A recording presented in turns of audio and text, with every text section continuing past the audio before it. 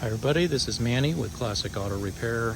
We are looking at a 1973 Ford Bronco, and it's a new customer acquisition, so we are doing a safety and mechanical inspection on it to see what it needs. We're also covering some items that the customer has on the list. We need to add some the transmission parking paw is sticking. I noticed that when it was on the tow truck and we unloaded it from the flatbed, that it was under pressure and it would not come out of gear. However, when we flattened the tow truck, it released and we were able to put it into neutral. So there is a pressure issue there. I don't know what the fix is, but I do have a transmission guy that we're going to refer you to take a look at that, see if we can get it fixed. Some of the other items on the list were the door locks. The door lock is missing a clip on the driver's side, and this is coming out of the hole. So I have listed on there to replace that clip that is it's probably down inside of the door, so I have listed there. I fixed the radio was not powering before, but we were able to get the power restored on the stereo system. It had a bad fuse, and we connected the power wire correctly, so we're good there, and it is working good. We also have one seat belt. We're missing. I don't know if you want to put, I would imagine you want to put more than one seat belt into this vehicle. However, there's only one in the bag, so we'll get that mounted on the driver's side if approved on the estimate. And if you want a second one, you're gonna have to get me that second seat belt for that.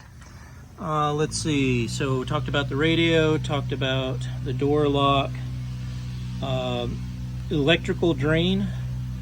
We ran some equipment on it to check for a draw on the electrical system when it was in connection, and we did show a very small drain on the battery, and I believe this is probably the stereo. Some of the power systems, the electronics that have been added, that pull very little power, mainly for memory. But there's not an excessive leak here. I believe the battery that was in here before had a bad cell and was causing some issues. My recommendation here is to put a quick disconnect at the terminal end. This will completely disconnect the entire electrical system when you're not driving the vehicle.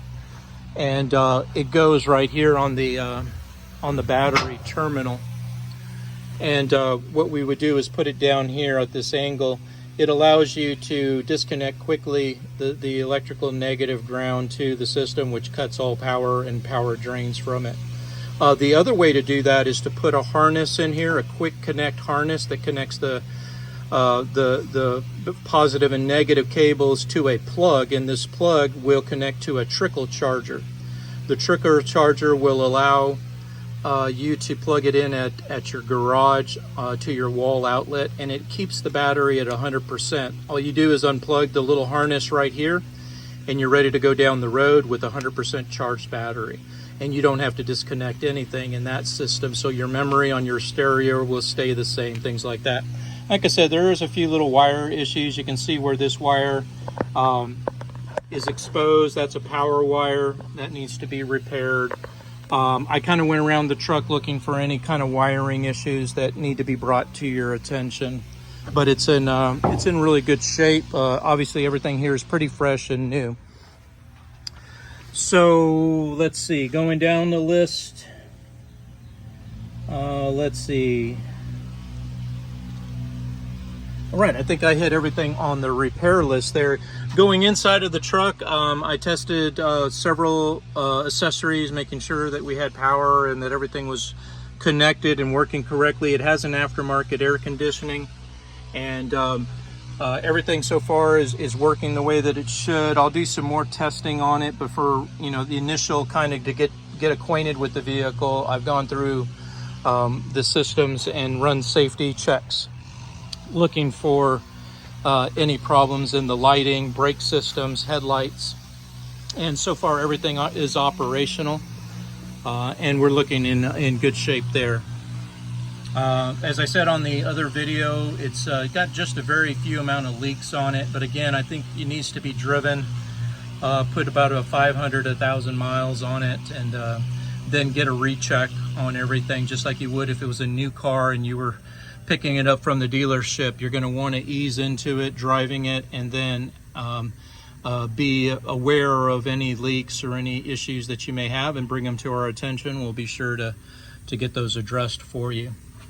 All right, so going around, like I said, on the top side, one of my things was the brake system. I do not see a regulator on here, a pressure valve, which in that case you're getting full pressure to the front brakes, and I believe with this booster and this master cylinder, it's over pressurizing those front brakes. But I'll explore this further and see about offering a solution for you there. We talked about the power steering having a small leak. We're going to again drive it some more and see what the conditions, how it holds up.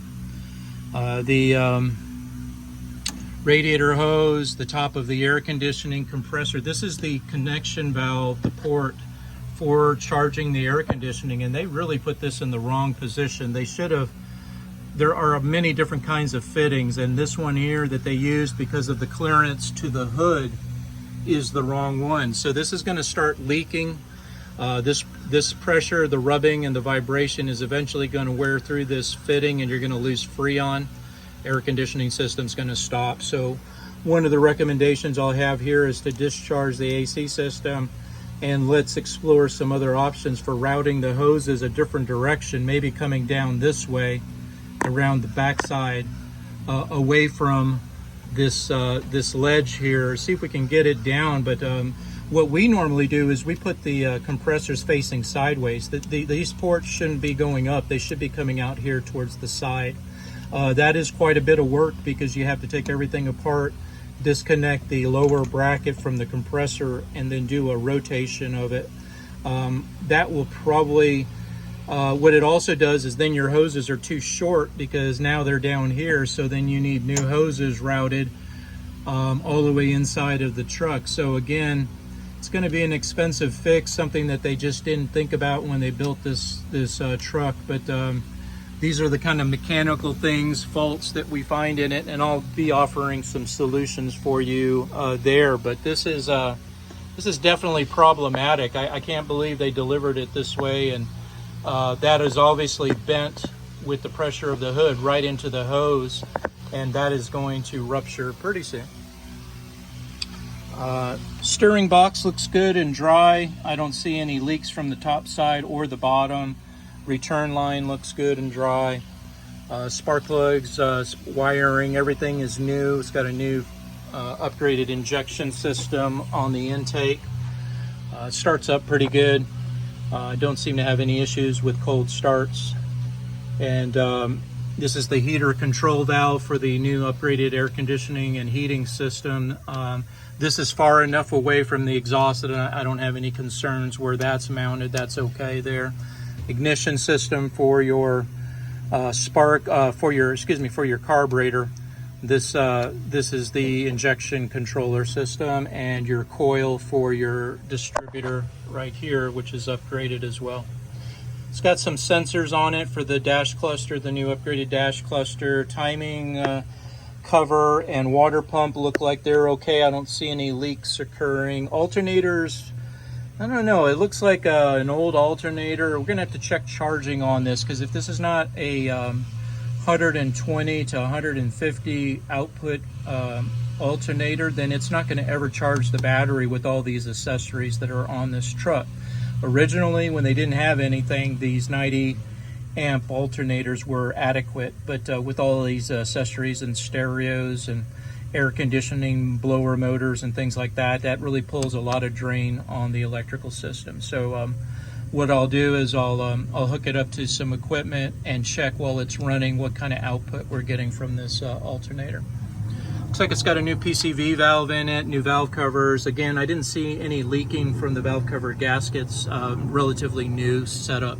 There's a big hole right there in the firewall, so that's just going to let hot air from the exhaust manifold, which is right there, come right into the cabin, so that cool air conditioning is not going to be as cold with big holes in your cockpit. So it's missing a plug there. That's something that needs to be taken care of. Transmission, this is how you check the fluid level right there. It's got all the vacuum hoses on the back side. I see everything there for the module. Underneath, we pointed that out. Here we have a reservoir right here. Looks like everything's okay there. Don't see any fluid. It might be leaking there. Wiring, again, on the bottom, everything is, there's a few wires that need to be strapped down, but overall it's in pretty good condition here. I don't see any cause of concern. Steering coupler is relatively fresh, so that's good. You don't want these to tear when you're going down the road, and that looks like it's in good condition. All right, so that's pretty much it under the hood of what we found. Again, some clearance issues, which are the biggest concern right here on the air conditioning, that need to be addressed. Inside of the truck, like I said, it's relatively fresh. Everything is pretty much brand new, so we're looking really good there. I'll continue, like I say, to run some systems tests as I get the truck more roadworthy and on the road to where I can actually get some mileage on it. We need to make sure we have insurance on the vehicle and some kind of a temporary registration before I get it up on the public road. So right now it's just around our property that we're testing it and checking for how it runs. Like I said, it's a real pretty truck from the outside. It's really nice. Underside is really done well. It's just a few little things that need to be addressed and taken care of. That's your evaporator, excuse me, your emissions for the gas tank vapors. This is where there's a charcoal container, and this is where it goes up into. Again, all the suspension's brand new, so I don't see any concerns there.